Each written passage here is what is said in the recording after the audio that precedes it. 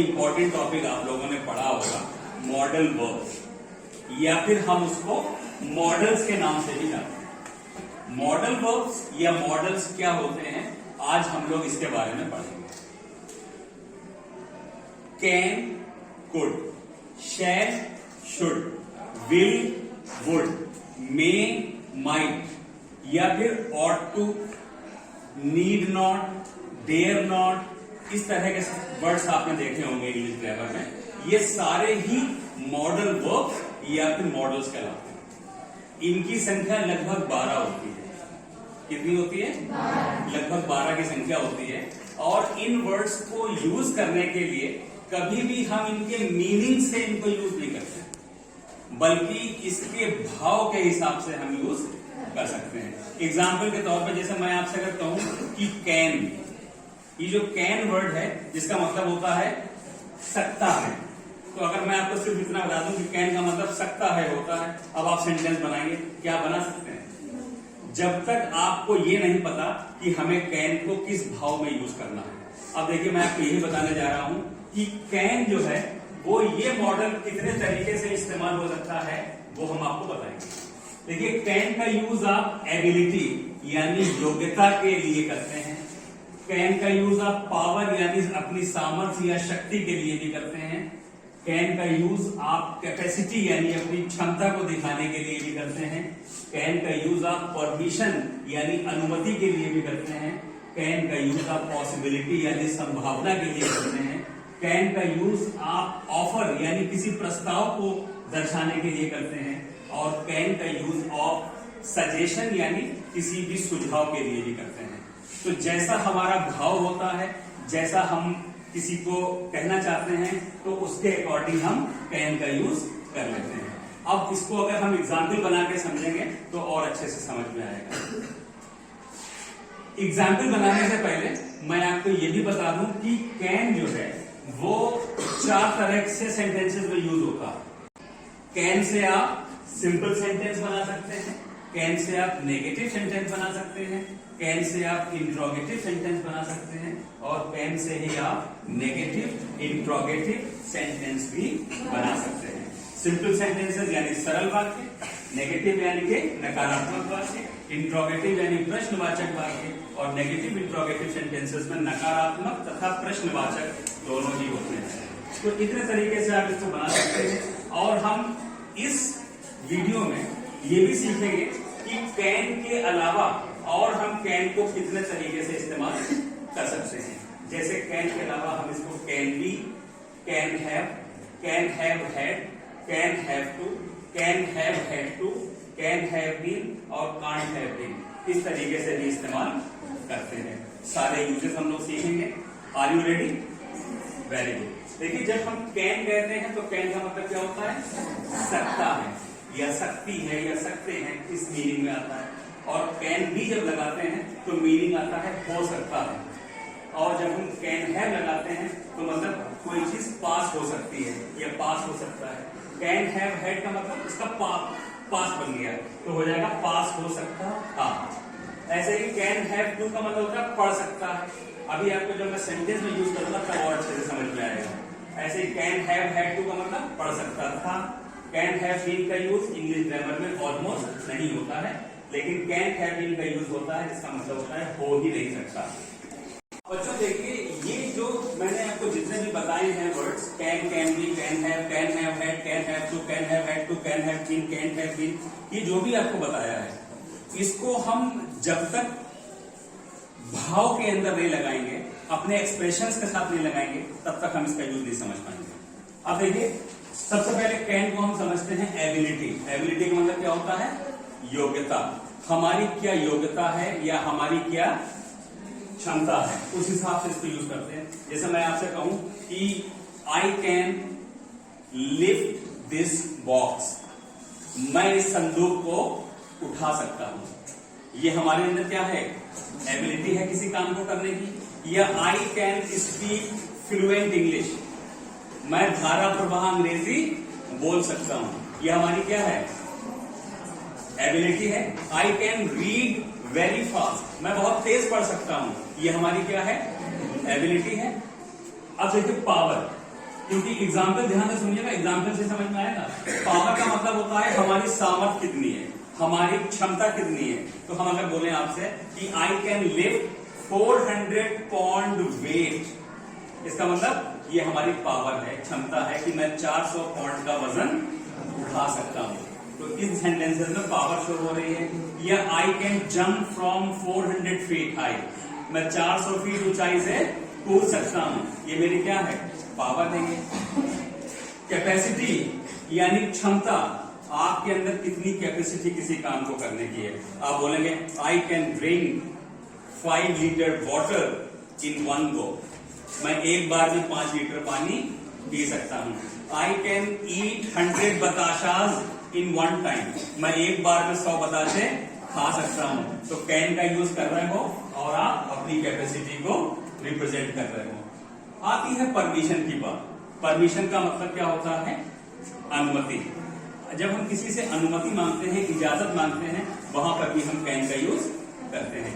Sentence कैसे बनेगा, can I use your washroom, क्या मैं आपका वॉशरूम यूज कर सकते हैं। सपोज करिए आप किसी के घर गए हैं, गेस्ट के घर पे, तो आप बोलेंगे can I use your washroom, क्या मैं आपका वॉशरूम यूज कर सकता हूं। या फिर आप ऐसे यूज कर सकते हैं कि can I bolt out the door from inside, क्या मैं कमरे में अंदर से कुंडी लगा सकता हूं। तो you are taking permission from the other person, आप दूसरे व्यक्ति से इजाजत ले रहे हैं, तो ये परमिशन होता है।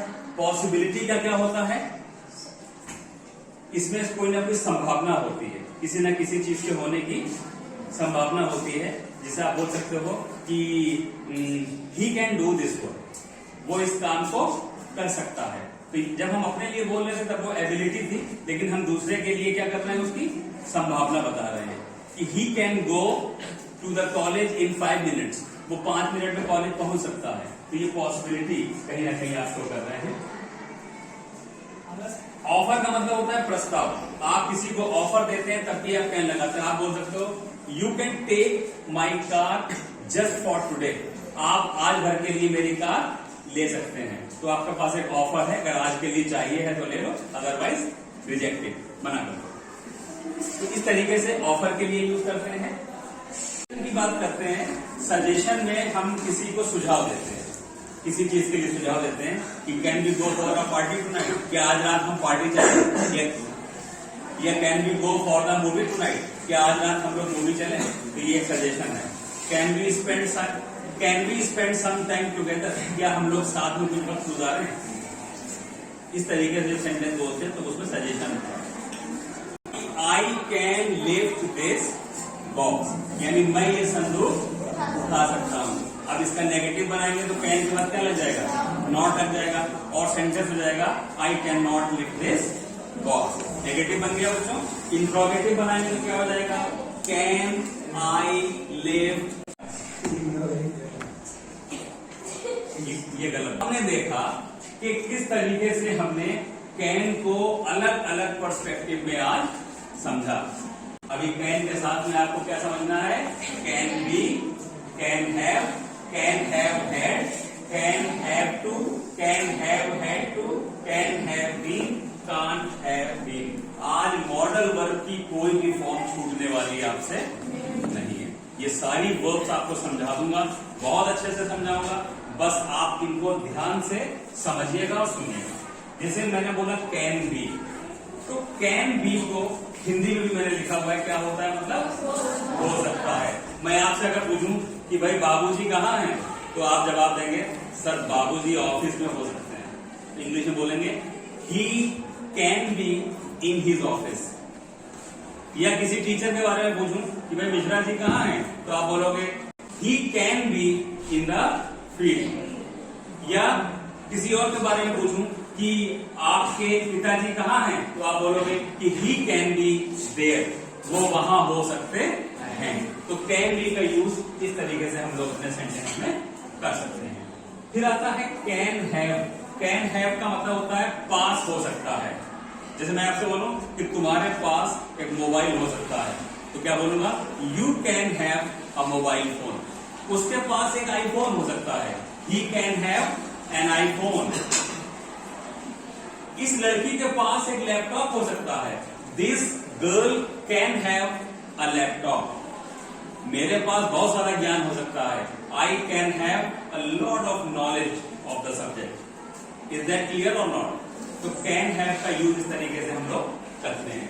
कैन हैव के बाद में किसी का अगर पास्ट बनाना होता है तो इसमें आगे क्या जोड़ देते हैं? हैड लगा देते हैं और ये बन जाता है कैन हैव हैड, यानी पास्ट हो सकता था। अब मैं आपसे पास्ट की बात कर रहा हूं, मैं आपसे बोल रहा हूं कि यार उस समय जो है तुम्हारे पास तो गाड़ी हो सकती थी, तुमने कमाया ही नहीं, तुम्हारे पास तो गाड़ी हो सकती थी। तो बोलेंगे you can have had a car that time, you can have had a lot of money last year, पिछले साल तुम्हारे पास बहुत पैसा हो सकता था। तो अब हम पास्ट के किसी पॉइंट ऑफ टाइम पे जाके बात कर रहे हैं तो हमने इस तरीके से इसको यूज कर लिया। कैन हैव टू का मतलब है पढ़ सकता है, तुम्हें कल दिल्ली जाना पड़ सकता है। You can have to go to Delhi tomorrow, तुम्हें आज यहां रुकना पड़ सकता है। You can have to stay here today itself.